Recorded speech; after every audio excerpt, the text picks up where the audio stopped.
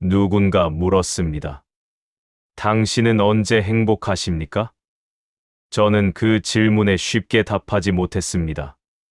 행복이라는 단어가 낯설어서가 아니었습니다. 그 질문이 전제하는 것, 무언가를 원하고 얻었을 때 찾아오는 충만함이 제 경험과 달랐기 때문입니다. 대신 이런 순간들이 떠올랐습니다. 아침 창가에서 차를 마시는데 문득 아무것도 바라지 않고 있는 자신을 발견한 순간. 오래 걷다가 어느 골목에 멈춰 섰을 때 가야 할 곳도 해야 할 일도 생각나지 않던 짧은 시간. 그 순간들은 무언가를 얻어서가 아니라 무언가를 원하지 않아서 찾아왔습니다. 쇼펜하우어는 이렇게 말했습니다. 인간의 삶은 욕망과 권태 사이를 왔다 갔다 하는 진자운동이라고. 욕망이 충족되지 않으면 고통이고 충족되면 공허가 찾아온다고. 이 말은 오래도록 제 안에 남아 있었습니다. 왜냐하면 그것은 위로가 아니라 관찰이었고 충고가 아니라 진단이었기 때문입니다. 오늘 저는 욕망을 극복하거나 없애는 방법을 말씀드리지 않을 것입니다. 대신 욕망을 한 걸음 물러나 바라볼 때 마음에 어떤 변화가 일어나는지를 차분히 들여다보려 합니다. 그것은 해결이 아니라 이해에 가깝고 치유가 아니라 거리두기에 가깝습니다. 욕망이 멈추는 순간 우리는 비로소 쉴 수 있습니다.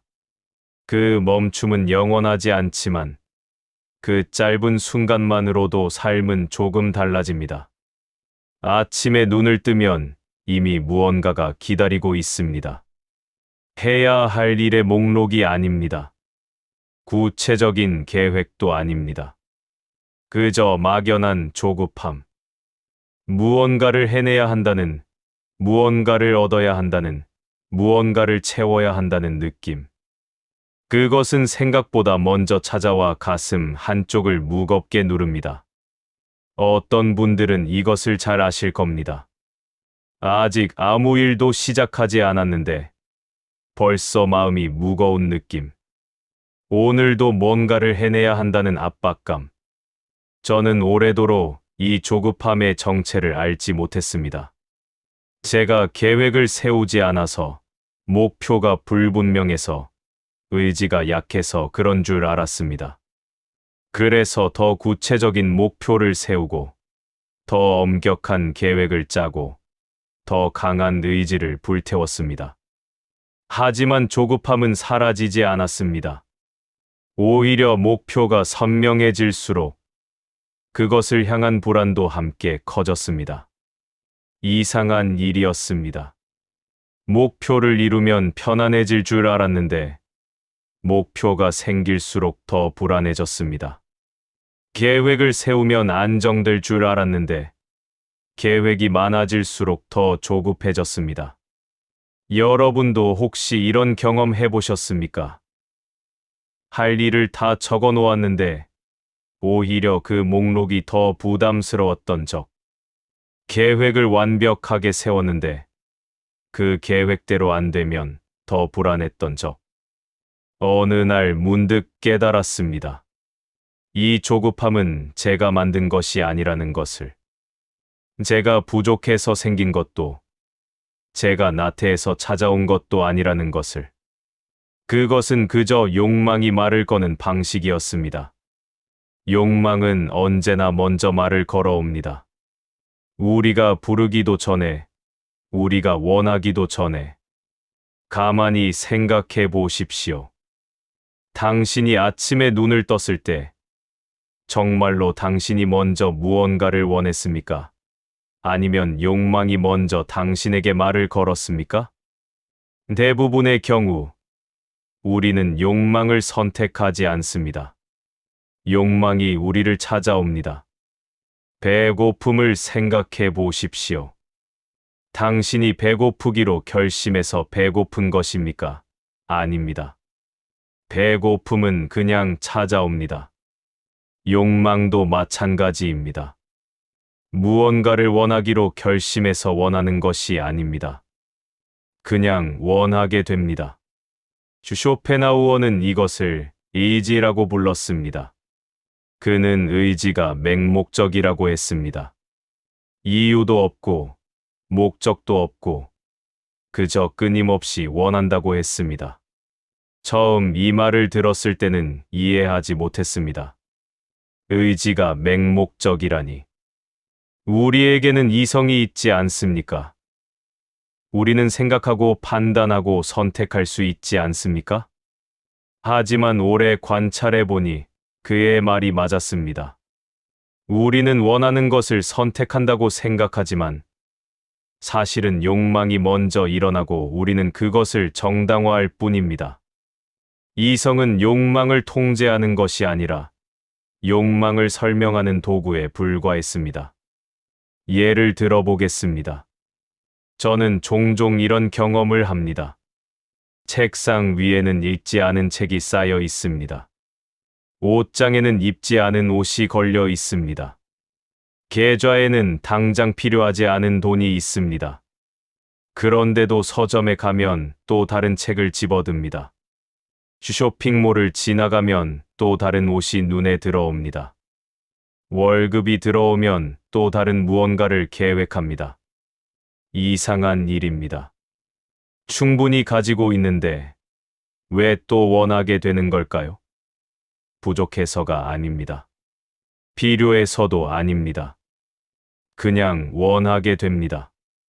마치 욕망이라는 것이 채워지기 위해서가 아니라 계속 움직이기 위해서 존재하는 것처럼.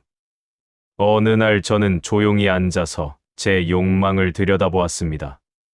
무엇을 원하는가? 새 책을 원합니다. 왜 원하는가? 배우고 싶어서. 정말 그런가? 잠시 생각해 보니 사실은 책장에 꽂힌 책들을 보며 느끼는 어떤 만족감 때문이 아닌가 하는 생각이 들었습니다. 나는 이런 것들을 읽는 사람이다라는 정체성, 혹은 언젠가 이것들을 다 읽을 것이다라는 막연한 기대. 실제로 읽을 것인가? 아마도 읽지 않을 것입니다. 책장에는 이미 읽지 않은 책이 많이 있으니까요. 그렇다면 왜 사려고 하는가? 이 질문에 도달했을 때 저는 욕망의 본질을 조금 이해하게 되었습니다. 욕망은 대상이 아니라 움직임 자체를 원한다는 것을. 욕망은 무언가를 얻기 위해서가 아니라 원하는 상태를 유지하기 위해 존재한다는 것을. 마치 움직이지 않으면 죽는 물고기처럼 욕망은 멈추지 않고 계속 움직여야 합니다. 생각해 보십시오. 여러분도 이런 경험 있지 않으십니까? 책을 사는 순간까지는 즐겁습니다. 새 책을 손에 들고 집으로 오는 길은 설렙니다. 하지만 책을 책장에 꽂는 순간 그 설렘은 사라집니다. 그리고 곧 다른 책이 눈에 들어옵니다. 이것은 책만의 문제가 아닙니다. 옷도, 가구도, 전자기기도 마찬가지입니다. 무엇을 사도 만족은 짧습니다. 얻는 순간까지는 좋지만 얻고 나면 곧 다음 것을 원하게 됩니다. 왜 그럴까요?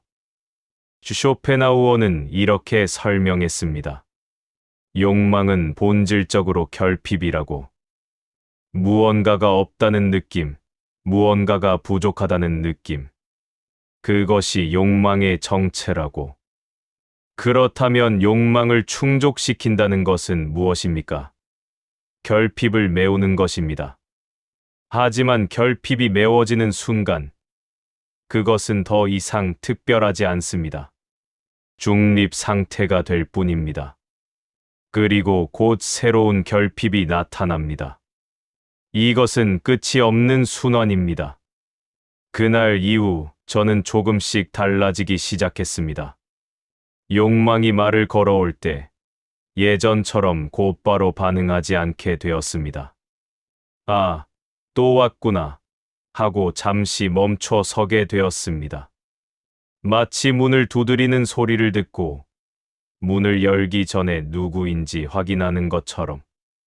이것은 작은 변화였지만 중요한 변화였습니다. 왜냐하면 그 순간 욕망과 제 사이에 아주 작은 틈이 생겼기 때문입니다. 욕망이 곧 저인 줄 알았는데 아니었습니다. 욕망은 제 안에서 일어나는 현상이지만 그것이 곧 저는 아니었습니다. 이 깨달음은 해방이 아니었습니다. 여전히 욕망은 찾아왔고 여전히 저는 그것에 반응했습니다. 하지만 이전과 달랐던 것은 제가 욕망을 느끼면서도 동시에 그것을 바라보고 있다는 점이었습니다. 마치 자신이 꿈을 꾸고 있다는 것을 아는 꿈처럼. 예를 들어보겠습니다. 서점에 갔습니다. 새 책이 눈에 들어왔습니다. 저 책을 사고 싶다는 생각이 들었습니다. 예전 같으면 여기서 바로 책을 집어들었을 것입니다. 혹은 사지 말아야지 하고 억지로 참았을 것입니다. 하지만 이번에는 달랐습니다. 아, 나는 지금 저 책을 사고 싶어 하고 있구나. 이렇게 생각했습니다. 이것은 단순한 문장이지만 여기에는 중요한 변화가 담겨 있습니다. 나는 저 책을 사고 싶다와 나는 지금 저 책을 사고 싶어 하고 있구나는 다릅니다. 전자는 욕망과 제가 하나입니다. 욕망이 곧 저입니다. 후자는 욕망과 제가 분리되어 있습니다. 욕망은 일어나고 있지만 저는 그것을 바라보고 있습니다. 이 틈, 이 아주 작은 거리가 모든 것을 바꿉니다. 욕망을 느끼는 나와 욕망을 바라보는 나. 이 둘이 동시에 존재할 수 있다는 것. 이것을 알게 된 순간 욕망의 지배력이 약해지기 시작했습니다. 완전히 사라진 것은 아닙니다. 여전히 욕망은 강력했습니다. 여전히 끌렸습니다. 하지만 이전처럼 맹목적으로 따르지는 않게 되었습니다. 쇼펜하우어는 말했습니다. 의지는 맹목적이라고. 하지만 그는 또한 말했습니다. 인식을 통해 의지에서 일시적으로 벗어날 수 있다고. 저는 이제 그 말이 무엇을 의미하는지 조금 이해하게 되었습니다. 욕망을 인식한다는 것. 욕망을 대상으로 바라본다는 것. 그 순간만큼은 욕망의 지배에서 벗어나 있다는 것. 물론 이것은 영원하지 않습니다. 금방 다시 욕망 속으로 빠져들게 됩니다. 하지만 그 짧은 순간만으로도 증명이 됩니다. 욕망과 거리를 둘 수 있다는 것. 욕망이 전부가 아니라는 것. 오래 바라던 것을 얻었습니다. 그것이 무엇이었는지는 중요하지 않습니다. 누군가에게는 직장일 수도 있고, 누군가에게는 학위일 수도 있고, 누군가에게는 작은 물건일 수도 있습니다. 중요한 것은 그것을 얻기 위해 오랜 시간 기다렸고, 노력했고, 그것을 상상하며 설렜다는 사실입니다. 그런데 막상 얻고 나니 이상했습니다. 기쁨은 있었습니다. 분명히 있었습니다. 하지만 생각보다 짧았습니다. 기쁨이 사라진 자리에는 묘한 공허함이 찾아왔습니다. 이게 다인가? 하는 의문. 아니, 의문이라기보다는 실망에 가까운 느낌. 여러분도 이런 경험 있으시지 않습니까? 오래 원하던 것을 얻었는데 막상 얻고 나니 별것 아니었던 것 같은 느낌. 분명 좋은데 생각만큼 좋지는 않은 이상한 느낌. 그 실망은 대상을 향한 것이 아니었습니다. 얻은 것이 기대에 못 미쳐서가 아니었습니다. 오히려 정확히 기대한 대로였기 때문에 더 혼란스러웠습니다. 원하던 것을 정확히 얻었는데 왜 이렇게 공허할까요? 저는 오래도록 이 공허의 이유를 찾으려 했습니다. 제가 잘못 선택한 걸까? 더 큰 것을 바랐어야 했을까? 아니면 제가 너무 많은 것을 기대한 걸까? 하지만 답은 그 어디에도 없었습니다. 어느 날 깨달았습니다. 공허의 이유는 얻은 것에 있지 않았습니다. 욕망의 구조 자체에 있었습니다. 생각해 보십시오.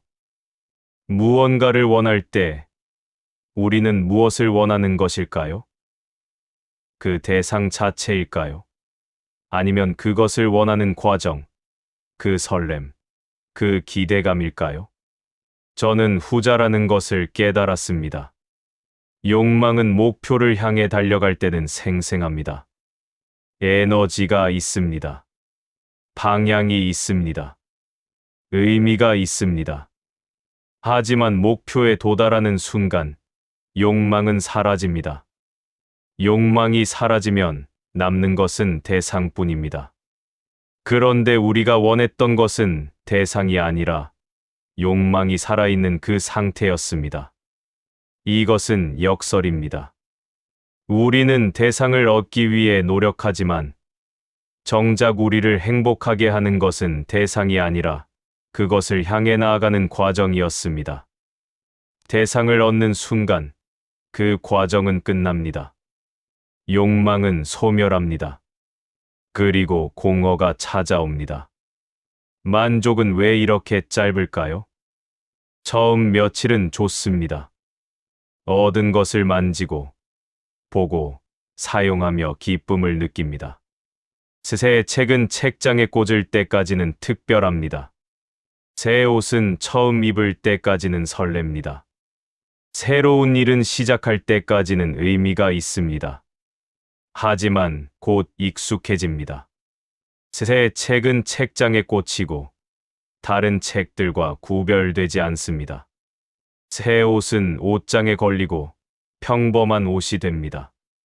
새로운 일은 일상이 되고 습관이 됩니다. 특별했던 것이 평범해집니다. 설렘은 습관으로 바뀝니다. 쇼펜하우어는 이것을 명확히 보았습니다. 욕망이 충족되는 순간, 그것은 더 이상 욕망이 아니라고.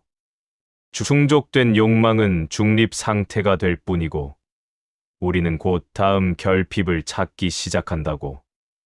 마치 바다의 파도가 해안에 닿는 순간 사라지고, 곧 다음 파도가 밀려오는 것처럼. 저는 이 패턴을 제 삶에서 수없이 확인했습니다. 무언가를 원할 때는 그것이 있으면 모든 게 달라질 것 같았습니다. 저것만 있으면, 저것만 이루면 행복할 것 같았습니다. 하지만 얻고 나면 삶은 거의 변하지 않았습니다. 며칠간의 기쁨이 지나고 나면 다시 일상으로 돌아왔습니다. 그리고 또 다른 무언가를 원하기 시작했습니다. 이것만 있으면이라는 생각은 끊임없이 반복되었습니다. 하지만 이것을 얻어도 만족은 오지 않았습니다. 곧 다른 이것이 나타났습니다. 여러분도 혹시 이런 경험 있지 않으십니까? 새 직장을 얻으면 행복할 줄 알았는데 얼마 지나지 않아 또 다른 직장을 찾고 있는 자신을 발견하는 것. 새 집으로 이사하면 만족할 줄 알았는데 또 다른 집이 눈에 들어오는 것. 이상한 일은 이것을 알면서도 멈출 수 없다는 점입니다. 머리로는 압니다. 얻어도 만족은 짧을 것이고 곧 다시 공허할 것이라는 것을. 그런데도 또 원하게 됩니다. 마치 욕망이라는 것이 경험에서 배우지 않는 것처럼. 아니, 애초에 배울 필요가 없는 것처럼. 왜냐하면 욕망의 목적은 충족되는 것이 아니라 계속 존재하는 것이기 때문입니다. 그렇다면 우리는 어떻게 살아야 할까요? 이 질문은 잘못되었습니다. 어떻게는 방법을 묻는 것이고, 방법은 해결을 전제하기 때문입니다. 하지만 욕망의 구조는 해결할 수 있는 문제가 아닙니다. 그것은 인간 존재의 조건입니다. 저는 어느 날 조용히 앉아 이것을 받아들였습니다.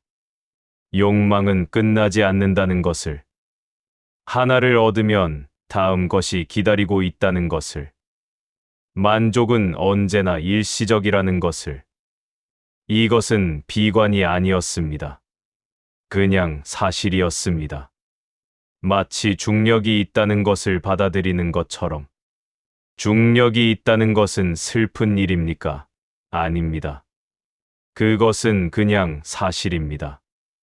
우리는 중력을 없앨 수 없습니다.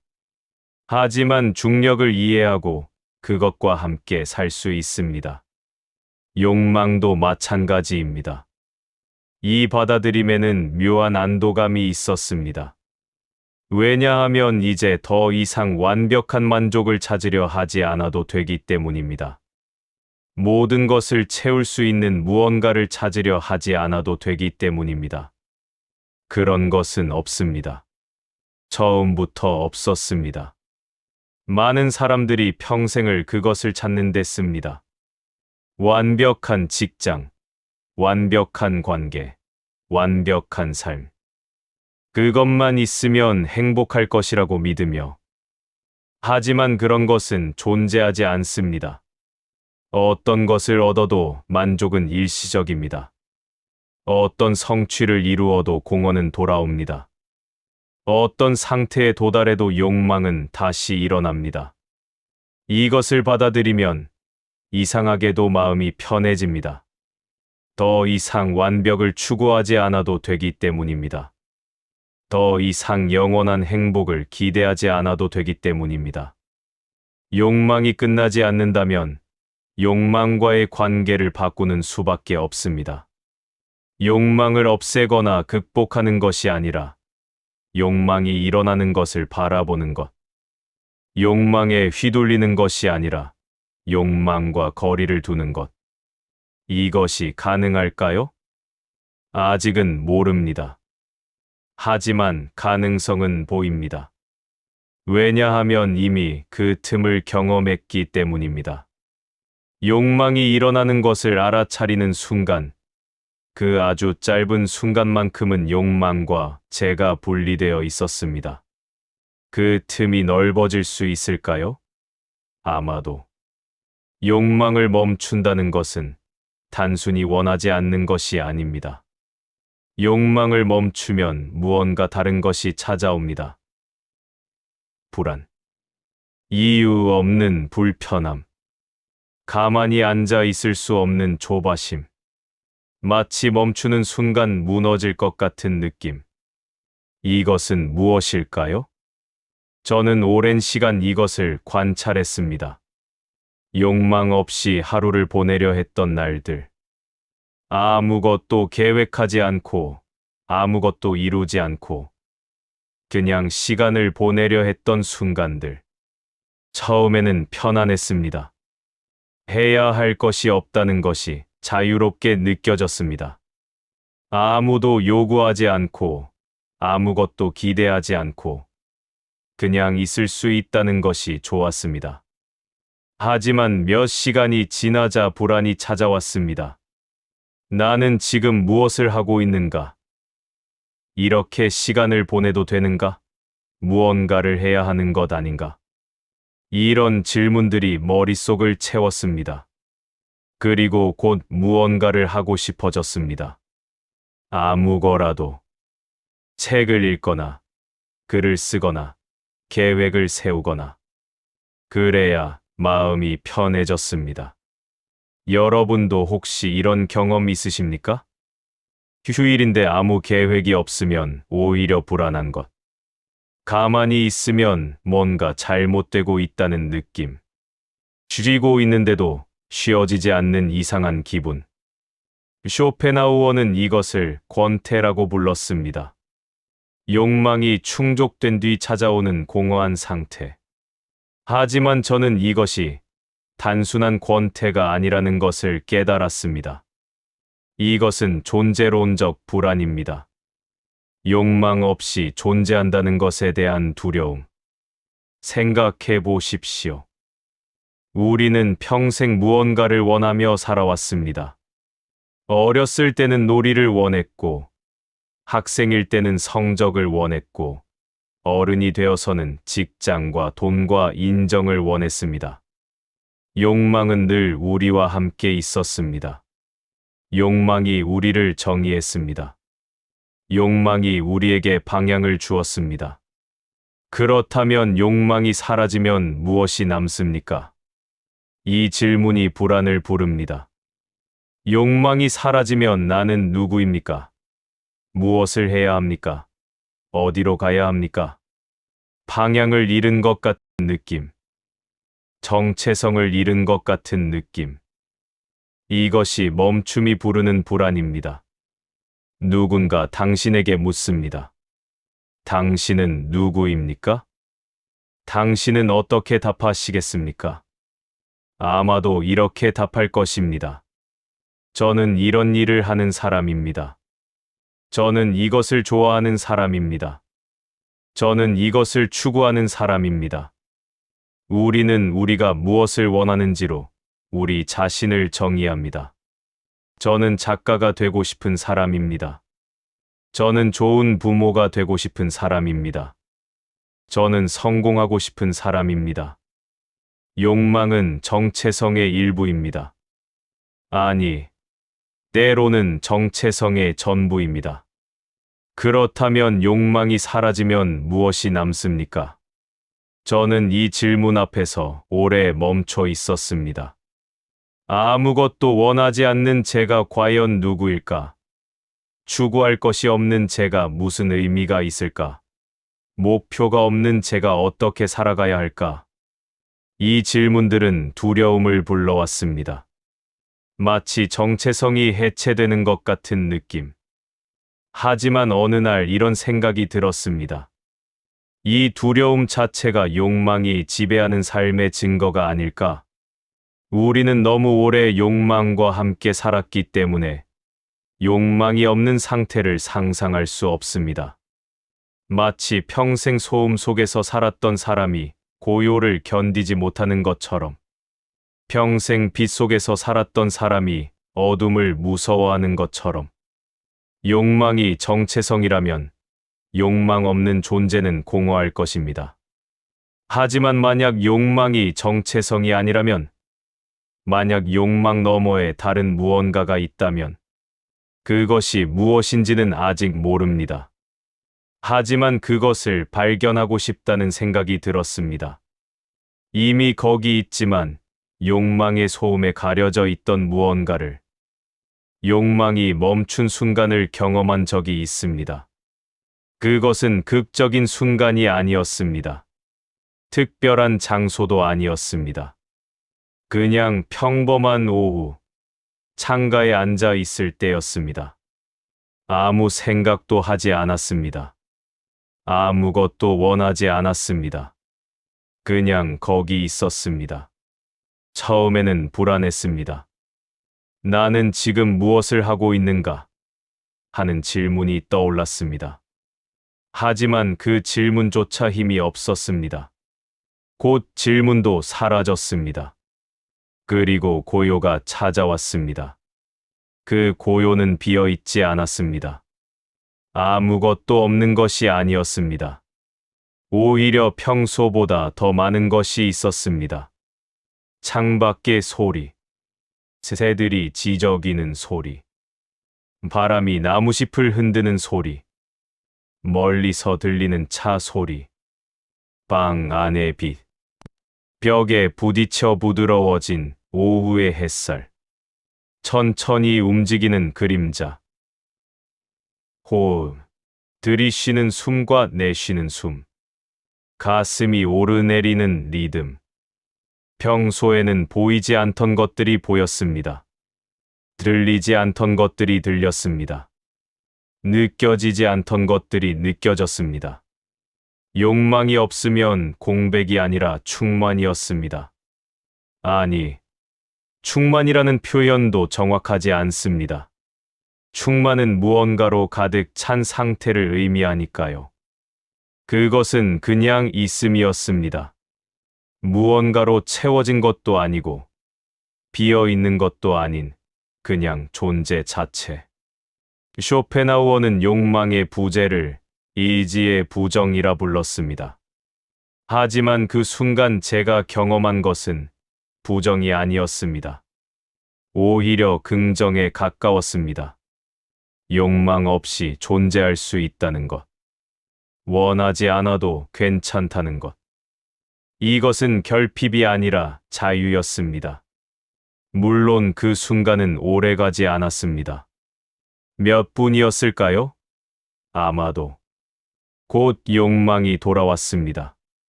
무언가를 하고 싶어졌습니다. 다시 일상으로 돌아왔습니다. 하지만 그 짧은 순간은 증명이 되었습니다. 욕망 없는 상태가 가능하다는 것. 그것이 공허가 아니라는 것. 그것이 죽음이 아니라 살아있음이라는 것. 욕망을 없애려 한 적이 있습니다. 욕망이 고통의 원인이라면 욕망을 버리면 되지 않을까? 이런 생각으로 시작했습니다. 원하지 않으려 했습니다. 바라지 않으려 했습니다. 집착하지 않으려 했습니다. 하지만 이것은 또 다른 욕망이 되었습니다. 욕망 없이 살고 싶다는 욕망. 더 이상한 일이 벌어졌습니다. 욕망을 억압하려 할수록 욕망은 더 강해졌습니다. 마치 생각하지 않으려는 것을 더 많이 생각하게 되는 것처럼. 책을 사지 않으려 하니 더 사고 싶어졌습니다. 어떤 것을 원하지 않으려 하니 더 간절해졌습니다. 여러분도 이런 경험 있지 않으십니까? 다이어트를 하려고 먹지 않으려 하면 할수록 음식 생각이 더 나는 것. 초콜릿을 참으려 하면 할수록 초콜릿이 더 먹고 싶어지는 것. 왜 이런 일이 벌어질까요? 이것은 당연한 일이었습니다. 욕망을 억누르는 것 자체가 욕망과의 싸움이고, 싸움은 에너지를 요구하고, 그 에너지는 오히려 욕망을 강화시키기 때문입니다. 욕망은 저항할수록 더 강해지는 것이었습니다. 마치 스프링을 누르면 누를수록 더 강한 반발력이 생기는 것처럼. 저는 지쳤습니다. 욕망을 없애는 것은 불가능하다는 것을 인정할 수밖에 없었습니다. 욕망은 제거할 수 있는 대상이 아니었습니다. 그것은 인간 존재의 근본적인 구조였습니다. 쇼펜하우어의 말이 다시 떠올랐습니다. 의지는 맹목적이라고. 이성으로 통제할 수 없다고. 그는 옳았습니다. 욕망은 이성으로 제어할 수 있는 것이 아니었습니다. 아무리 원하지 말아야지 하고 다짐해도 욕망은 일어났습니다. 아무리 필요 없어 하고 생각해도 욕망은 사라지지 않았습니다. 그렇다면 어떻게 해야 할까요? 욕망과 함께 살되 욕망에 휘둘리지 않는 방법은 없을까요? 어느 날부터 저는 다른 시도를 했습니다. 욕망을 없애는 대신 욕망을 바라보기 시작했습니다. 욕망이 일어날 때 그것을 억누르거나 따르는 대신 잠시 멈춰서 관찰했습니다. 아, 지금 나는 이것을 원하고 있구나. 이렇게 확인하는 것만으로도 무언가가 달라졌습니다. 욕망을 바라본다는 것은 욕망과 거리를 둔다는 의미입니다. 거리는 아주 작아도 괜찮습니다. 욕망이 일어나는 것과 그것을 알아차리는 것 사이에 아주 짧은 틈. 그 틈만으로도 욕망은 이전과 달라집니다. 예를 들어 이런 식입니다. 서점에 갑니다. 새 책이 눈에 들어옵니다. 사고 싶다는 생각이 듭니다. 예전에는 이 지점에서 바로 책을 집어들거나 아니면 사지 말아야지 하고 억누르려 했습니다. 하지만 이제는 잠시 멈춥니다. 나는 지금 이 책을 사고 싶어 하는구나. 이렇게 확인합니다. 이 확인은 판단이 아닙니다. 좋고 나쁨을 따지는 것이 아닙니다. 그냥 사실을 인식하는 것입니다. 마치 지금 비가 오고 있구나 하고 확인하는 것처럼. 이 확인 속에는 비난도 없고 정당화도 없습니다. 그냥 있는 그대로를 보는 것입니다. 욕망이 일어나고 있다. 이것만으로도 욕망과의 관계가 바뀝니다. 왜냐하면 욕망을 바라보고 있다는 것은 제가 욕망에 완전히 잠겨 있지 않다는 의미이기 때문입니다. 물 속에 완전히 잠긴 사람은 물을 볼 수 없습니다. 물 밖으로 조금이라도 나와야 물을 볼 수 있습니다. 욕망도 마찬가지입니다. 욕망에 완전히 잠긴 상태에서는 욕망을 볼 수 없습니다. 욕망에서 조금이라도 거리를 두어야 욕망을 볼 수 있습니다. 신기한 일이 벌어졌습니다. 욕망을 바라보기 시작하자 욕망의 긴급함이 약해졌습니다. 여전히 욕망은 있었습니다.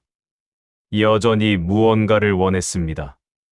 하지만 이전처럼 당장 해야 한다는 조급함은 사라졌습니다.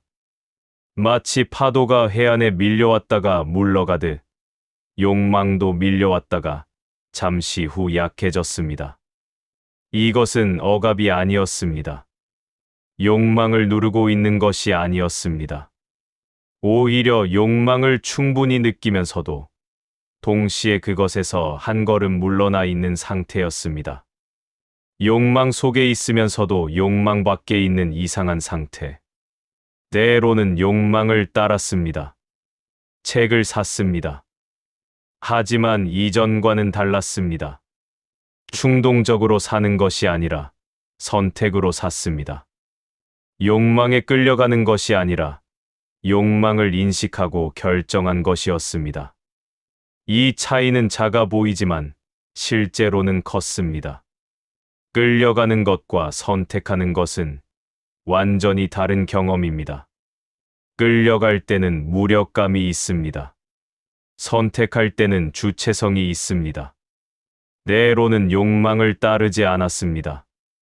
하지 않고 나왔습니다. 하지만 이것도 이전과는 달랐습니다. 억지로 참는 것이 아니라 그냥 필요 없다는 것을 알게 된 것이었습니다. 욕망이 약해지는 것을 지켜보면서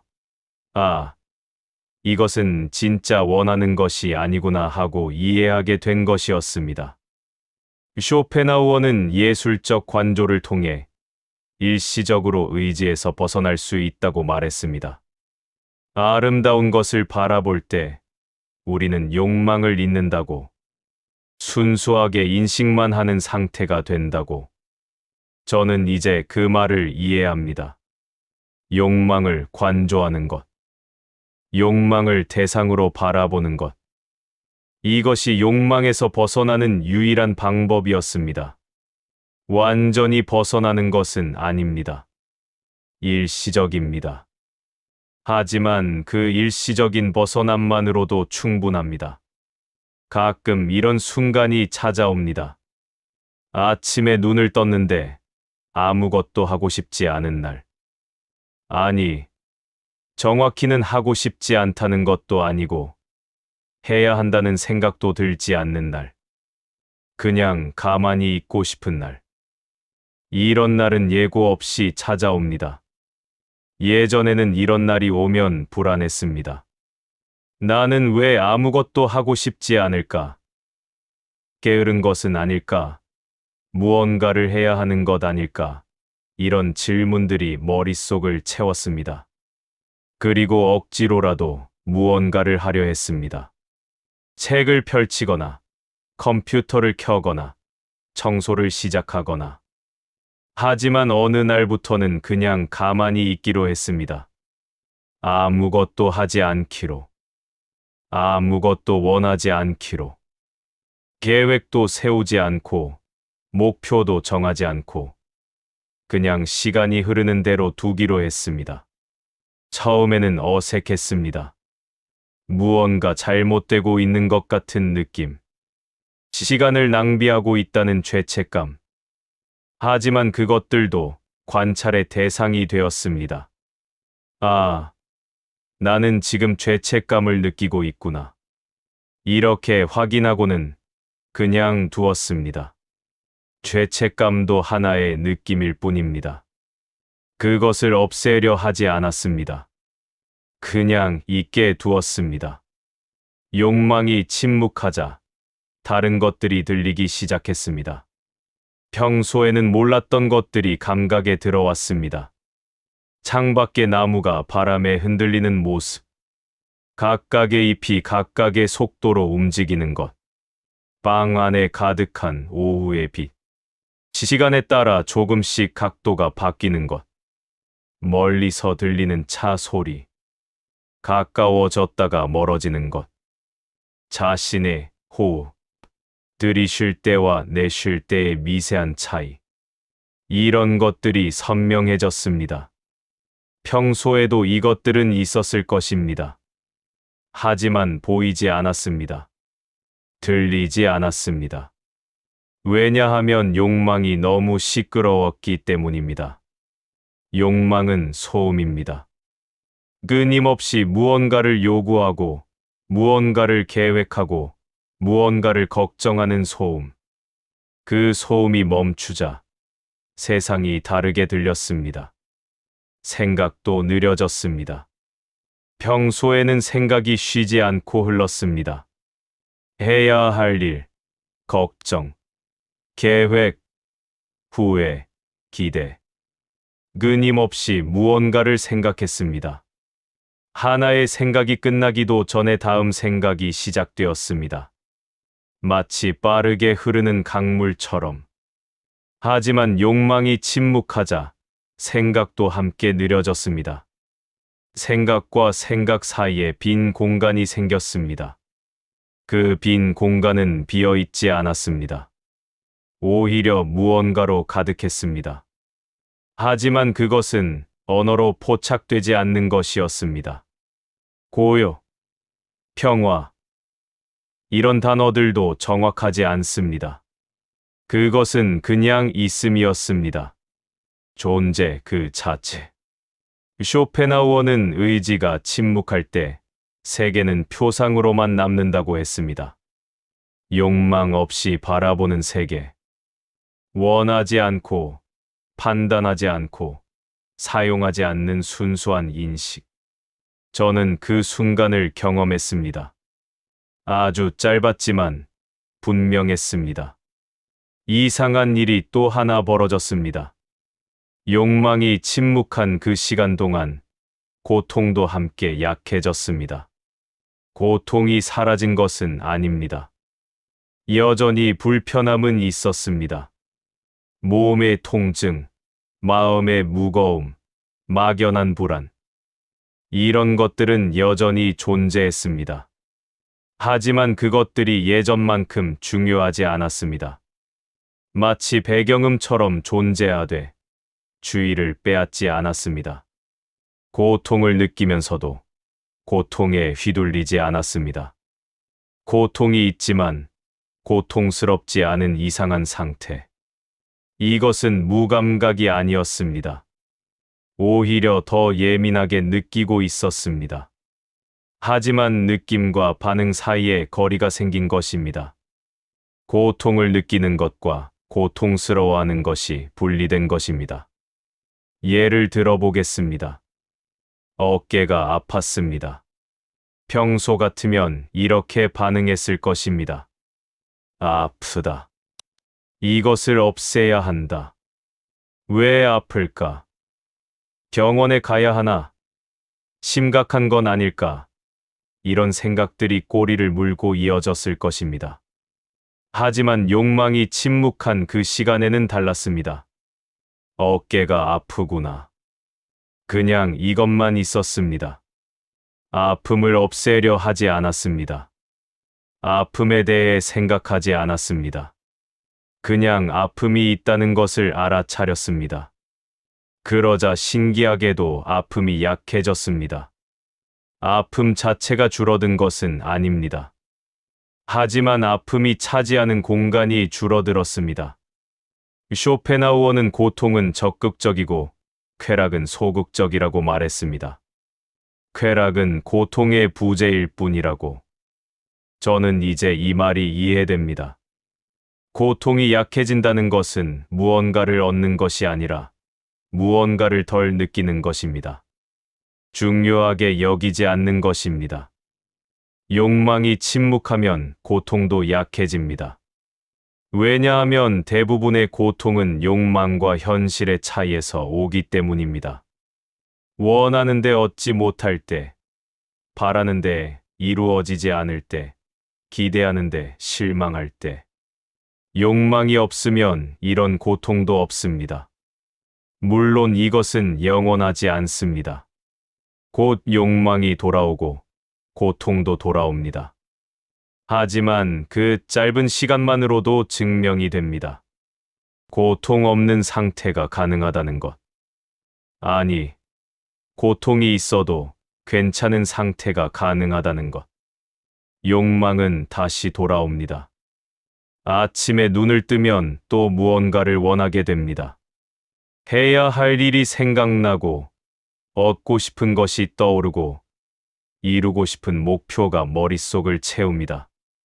욕망 없는 시간은 일시적이었습니다. 곧 일상이 돌아왔습니다. 하지만 이전과는 달랐습니다. 욕망이 돌아와도 이제는 그것이 영원하지 않다는 것을 압니다. 지금 간절하게 원하는 것도 시간이 지나면 중요하지 않게 될 것이라는 것을 압니다. 욕망은 파도처럼 밀려왔다가 물러간다는 것을 압니다. 이 알은 욕망을 약하게 만듭니다. 아니, 약하게 만든다기보다는 덜 진지하게 만듭니다. 욕망을 느끼되 욕망에 사로잡히지 않습니다. 욕망을 따르되 욕망의 노예가 되지 않습니다. 저는 여전히 무언가를 원합니다. 여전히 계획을 세우고 목표를 추구합니다. 하지만 이전처럼 절박하지 않습니다. 이루어지지 않아도 괜찮다는 것을 압니다. 얻지 못해도 무너지지 않는다는 것을 압니다. 이것은 체념이 아닙니다. 포기도 아닙니다. 오히려 더 현실적인 태도입니다. 욕망은 충족되어도 만족을 가져오지 않는다는 것을 아는 것입니다. 더 많이 얻는다고 더 행복해지지 않는다는 것을 받아들이는 것입니다. 욕망과의 관계가 바뀌었습니다. 예전에는 욕망이 주인이었고 저는 종이었습니다. 욕망이 명령하면 따라야 했고 욕망이 요구하면 채워야 했습니다. 욕망을 거스르는 것은 불가능했습니다. 하지만 이제는 다릅니다. 욕망은 여전히 찾아오지만 저는 선택할 수 있습니다. 뇌로는 욕망을 따릅니다. 하지만 그것은 욕망에 끌려가는 것이 아니라 제가 선택한 것입니다.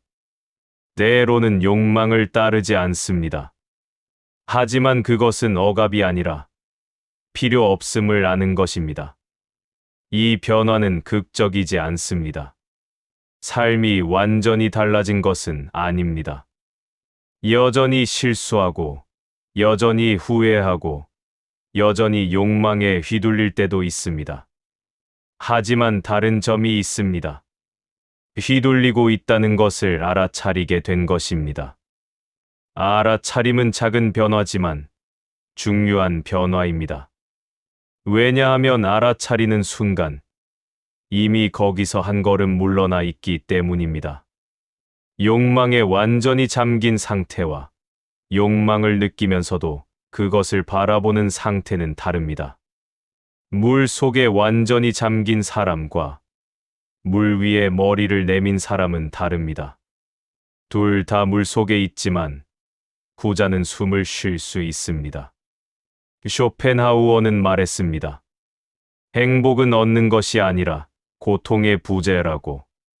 이 말은 처음에는 비관적으로 들립니다. 행복조차 소극적인 것이라니. 하지만 오래 생각해보면 이것은 오히려 해방입니다. 행복을 찾기 위해 끊임없이 무언가를 추구하지 않아도 된다는 의미니까요.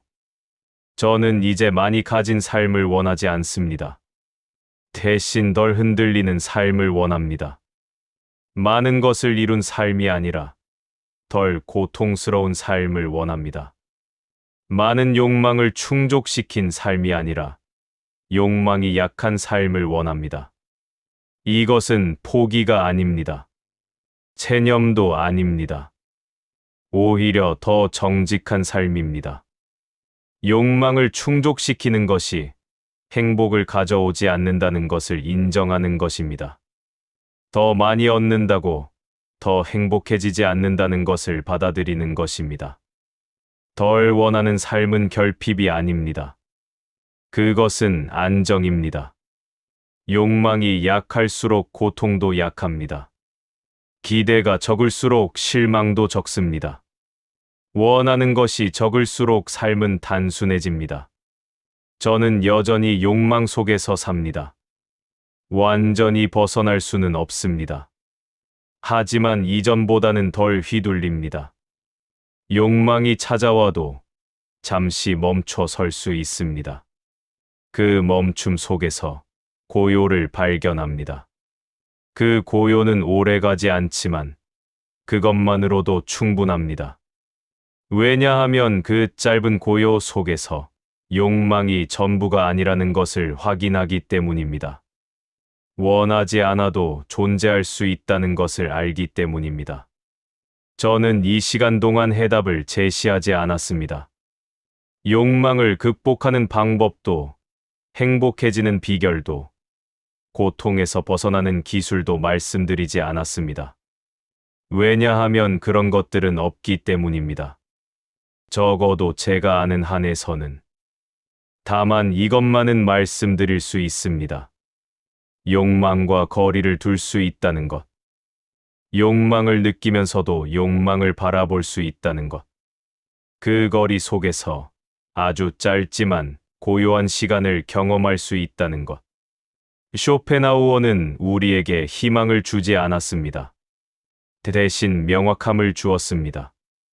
인간의 삶이 어떤 구조로 되어 있는지, 욕망이 어떻게 작동하는지, 고통이 왜 끝나지 않는지를 명확히 보여주었습니다. 그 명확함 속에는 이상한 위안이 있었습니다. 적어도 저는 혼자가 아니라는 것. 이것은 인간의 보편적인 조건이라는 것. 지금 이 순간, 당신도 무언가를 원하고 있을지 모릅니다. 혹은 방금 무언가를 얻었지만 공허함을 느끼고 있을지 모릅니다. 혹은 욕망 없이 가만히 앉아 있지만 불안을 느끼고 있을지 모릅니다. 그것은 잘못된 것이 아닙니다. 고쳐야 할 것도 아닙니다. 그것은 그냥 인간의 조건입니다. 우리는 욕망하는 존재입니다. 욕망은 끝나지 않습니다. 하지만 욕망과 거리를 둘 수는 있습니다. 창밖을 봅니다. 나무가 바람에 흔들립니다. 바람이 멈추면 나무도 멈춥니다. 욕망도 그렇습니다. 멈출 수 있습니다. 잠시만이라도. 그 멈춤 속에서 마음은 처음으로 쉬기 시작합니다. 많이 원하지 않아도 괜찮습니다. 많이 얻지 않아도 괜찮습니다. 많이 이루지 않아도 괜찮습니다. 덜 흔들리는 것만으로도 충분합니다. 이 이야기가 당신의 마음에 작은 고요를 남겼기를 바랍니다.